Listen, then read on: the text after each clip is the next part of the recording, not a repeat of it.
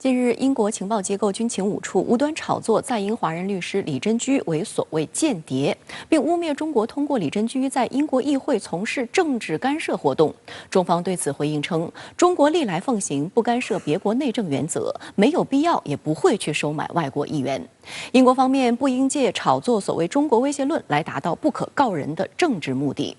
实际上，英国情报机构的这波操作根本站不住脚。而如今，约翰逊政府深陷危机，在媒体对这个消息进行报道之后，社交媒体上也充斥着英国民众的怀疑声音。他们质疑英国政府正在用拙劣的手段转移公众的注意力。英国军情五处上周四发出一则关于华裔女律师李珍居的警示，声称她受聘于中国执政党，对于英国国会议员施加不当影响。根据这则警示的描述，李珍居向英国政界人士捐款，而资金来自在中国内地和香港的非英国人。这则来自英国情报部门的警示一开始是发给下议院议长霍伊尔，然而霍伊尔向全体国会议员群发了军情五处的信函，信函中还公布了李珍居的照片。这则消息随后被媒体广泛报道。中国驻英国大使馆在消息曝光后的同一天，对英国军情五处的这则所谓警示作出驳斥，强调中国历来奉行不干涉别国内政的原则，没有必要也不会去收买外国议员。使馆发言人强调，坚决反对一些人捕风捉影，对英国的华人群体进行抹黑恐吓。中国外交部发言人汪文斌周五在例行记者会上回应相关提问，呼吁英方有关官员不要发表没有事实根据的言论，更不应借炒作中国威胁论来达到不可告人的政治目的。个别人可能是007电影看多了，产生过多不必要的联想，依据个别人的主观意向就发表捕风捉影、危言耸听的言论，这是很不负责任的。全国政协副主席、香港特区前行政长官梁振英周五也在脸书上发文驳斥英国有关方面的指责。梁振英表示，根据英国情报机构的描述，如果这是间谍行为，在香港的英国间谍太多了，以大律师、教授、非政府组织身份直接、间接捐款、接触立法会议员、推动西方国家议程，这些人都是间谍。实际上，英国情报机构这次的做法非常蹊跷。BBC 中文网指出，军情五处专门就某一个人发布警告，实属罕见。英方所谓的通过捐款秘密渗透英国国会，这样的指责完全站不住脚。在西方政坛，政治现金并不少见，政党组织或候选人可以接受本国公民的无条件捐款。英国法律规定，选举捐款超过7500英镑属于大额政治捐款，需要向选举委员会通报备案。捐款必须来自英国注册的选民或实体。根据公开资料，58岁的李珍居是英国公民，他在11岁时随父母从香港移居英国北爱尔兰，已经入籍英国，育有2名孩子。只要他给予政治组织的捐款按程序报备，就符合英国的法律。那么李珍居这些行为呢，实际上是在英国的这个选举法的范围之内来进行的。而且呢，在英国的选举委员会呢获得了一个登记啊，那么它也是保持了一个足够的一个透明，所以这些行为呢是完全正常的。英国的其他的政治人物呢，在这个选举过程中呢是完全都接受过类似的这样的一些政治上的现金的因此我们看不出李珍居的行为呢有什么不同之处。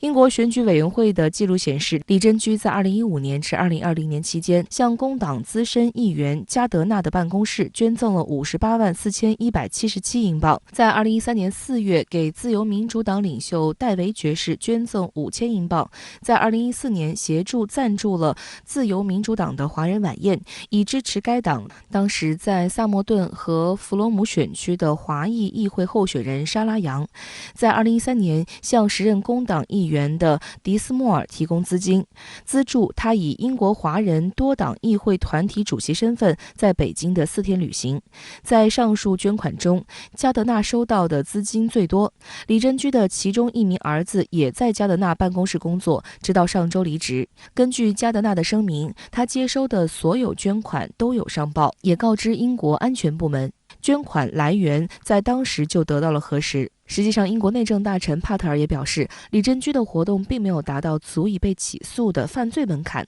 但他声称对于所谓的政治干涉活动深切关注，情报机构的所谓警告能提醒议员们提防李珍居对他们施加不当影响。在没有充足证据的情况下呢，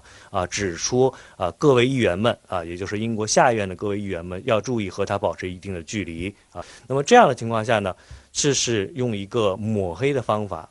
在没有充足证据的情况下呢，就实际上呢，在为中英关系呢又撒了一把盐。根据英国方面的说法，他们警惕的是，虽然李珍居是英国人，但他长期和中方保持联系。即使李珍居并没有隐瞒和中国的联系，他创立的李珍居律师行官网显示，其公司担任中国驻伦敦大使馆的法律顾问。该律师所在英国和中国设有办事处，受理移民、公司和商业法律方面的业务。李珍居创办的推动英国华人参政的项目，在2019年甚至获得英国首相办公室颁发的表彰杰出个人志愿的光点奖。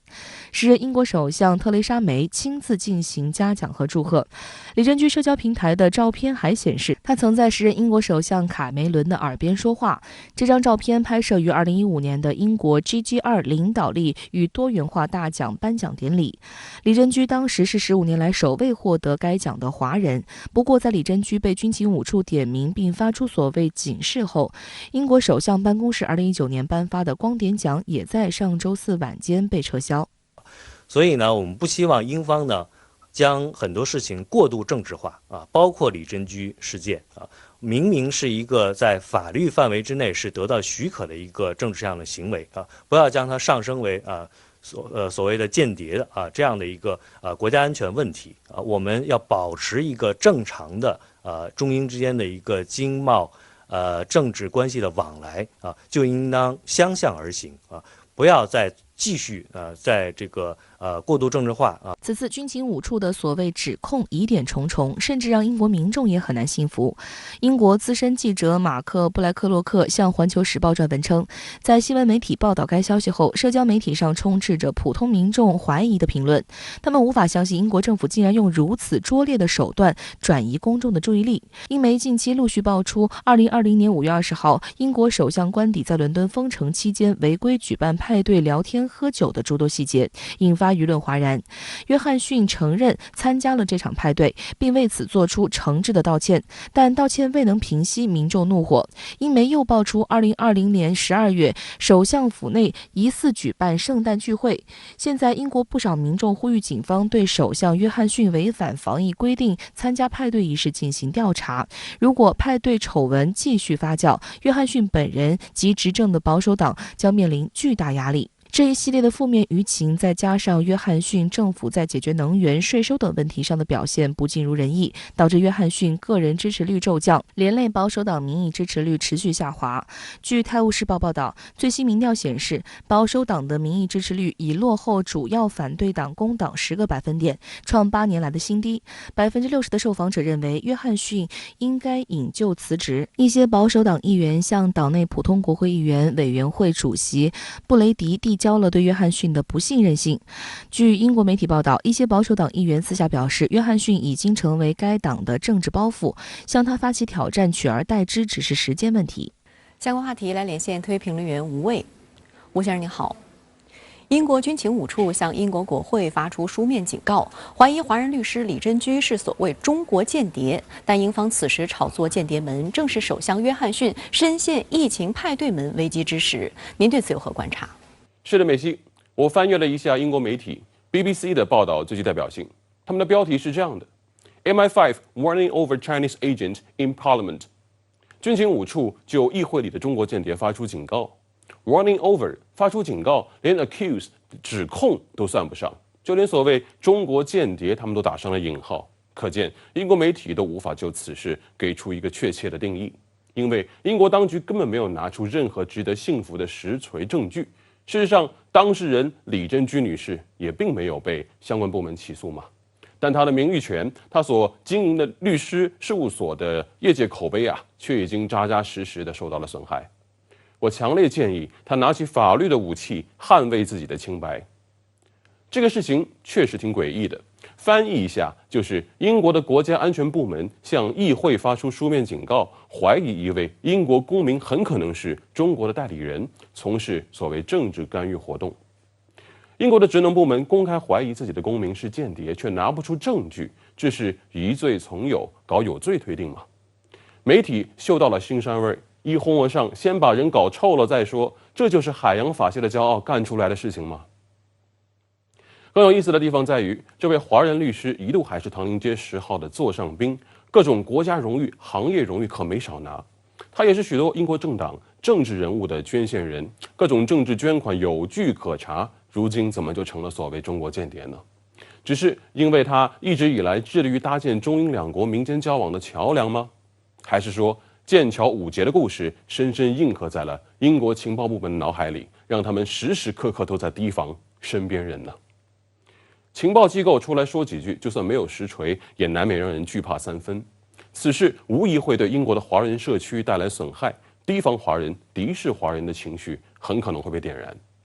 事实上，英国的反华政客们已经行动起来了。我必须要提醒一下英国方面，这样搞下去，首先撕裂的是英国自己的公民群体，伤害的依然是你们自己。